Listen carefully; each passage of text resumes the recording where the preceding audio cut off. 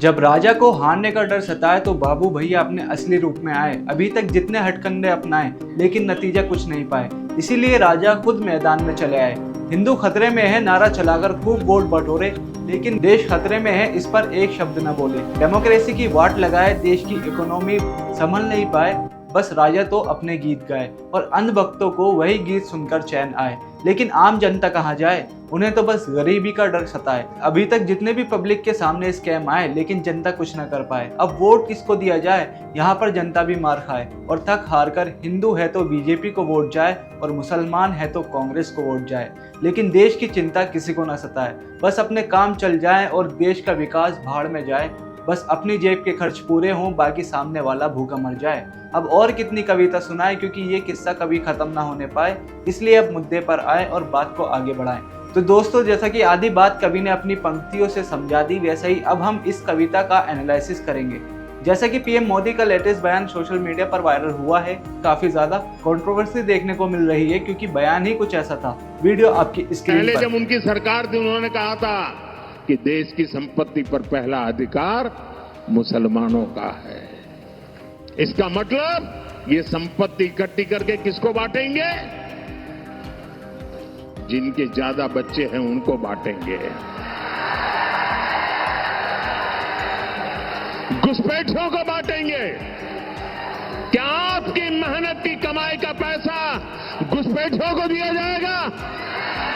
आपको मंजूर है ये कांग्रेस का मैनिफेस्टो कह रहा है। देखा जाए तो 1951 से लेकर 2011 तक हिंदू समुदाय की आबादी मुसलमानों से कई ज्यादा है।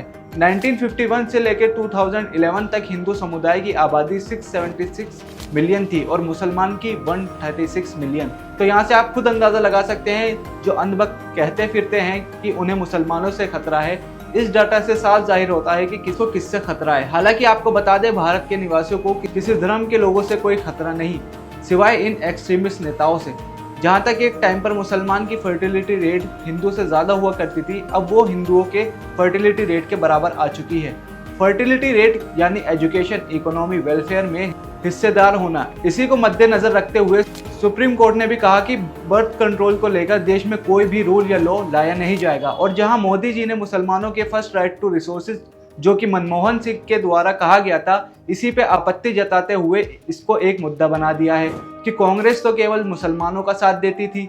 हालांकि ये बात कही गई थी, पर इसकी वजह हम आपको बताते हैं। मनमोहन सिंह की सरकार जब माइनॉरिटी कास्ट के लिए स्कीम बना रही थी, तो उस रिसोर्स में पहला अधिकार मुसलमानों को भी दिया गया था, ताकि सबका डेवलपमेंट हो, कोई कास्ट पीछे ना छूटे। पर मोदी जी ने तो इसी बात को लोगों को बताई है कि बस कांग्रेस तो मुसलमानों की पिट्ठू है। अगर कांग्रेस सरकार आती है तो हिंदुओं से उनकी संपत्ति सब छीनकर मुसलमानों को दे देगी। हालांकि मनमोहन सिंह वाली ये बात 2006 में की गई थी और अब 18 साल बाद इसको मुद्दा बनाया जा रहा है। खैर, बनेगा भी क्यों नहीं, आखिर इलेक्शन भी तो जीतना है। अब वैसे तो पब्लिक पागल नहीं बनेगी, धर्म के नाम पर और डराकर और फैला फुसलाकर देश की जनता से वोट ले लिया जाएगा, क्योंकि हमारे देश के कानून की आंखों पर तो पट्टी बांध दी गई है। क्योंकि 1951 पीपल एक्ट के तहत कोई भी पार्टी धर्म के नाम पर या किसी दूसरे धर्म की क्रिटिसाइज करके वोट नहीं मांग सकती। लेकिन आप सभी देख सकते हैं, खुले आम कानून को तोड़ा जा रहा है और इलेक्शन कमीशन ने भी इस पर कोई एक्शन नहीं लिया है। लेकिन दोस्तों, ये हेट स्पीच, धर्म के नाम पर वोट, दूसरे धर्म के खिलाफ भड़काऊ भाषण, यही खत्म नहीं होते। अब राजा खुलकर सामने आए हैं तो मंत्री कैसे पीछे रह जाएं। इंडिया में अब इलेक्शन केवल नाम के रह गए हैं। इंडिया के अंदर क्राइम को भी अब धर्म के आधार पर कर दिया है। अगर कोई क्राइम करता है तो उसको भी हिंदू मुस्लिम में बांट दिया है। उसका भी कोई मुद्दा बनाकर लोगों के मन में नफरत पैदा करने के लिए सोशल मीडिया का यूज किया जाता है और फिर व्हाट्सएप यूनिवर्सिटी के थ्रू लव जिहाद भगवा लव ट्रैप का नाम देकर क्रिमिनल को उसके धर्म से जोड़ दिया जाता है। खैर, अब देखते हैं 2024 का ये इलेक्शन किस मोड़ पर जाएगा। या तो 400 पार का नारा रह जाएगा या देश डिक्टेटरशिप की साइड चला जाएगा। ये सब अब हमारे हाथ में है। वोट देकर देश को बचाते हैं या फिर वोट खराब करते हैं। और आगे की ऐसी इन्फॉर्मेशन के लिए हमारे चैनल को सब्सक्राइब करें